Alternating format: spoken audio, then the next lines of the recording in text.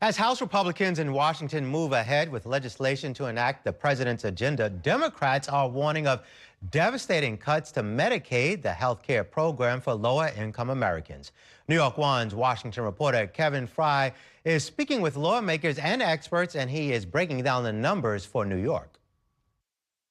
Families will be devastated. People with disabilities will be devastated. Democrats warning Medicaid recipients could get the raw end of the deal as Republicans move ahead with legislation to fulfill President Donald Trump's agenda. That plan calls for massive tax and spending cuts and new money for immigration enforcement.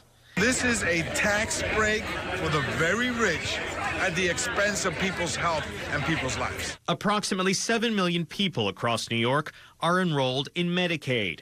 Some of the highest concentrations of beneficiaries can be found in the Democrat-represented congressional districts of northern Manhattan and the Bronx.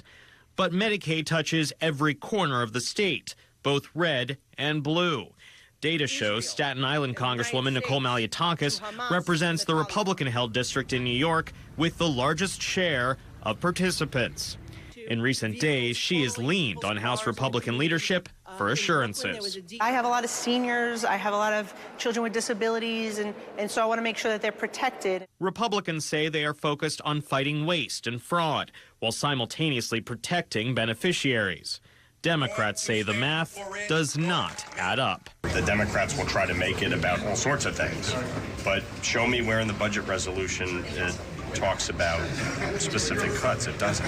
There is zero chance that they can make that significant of a cut and not touch Medicaid. In addition to potential shortcomings for patients, experts warn that major federal Medicaid cuts could have ripple effects in Albany, potentially undercutting unrelated state programs.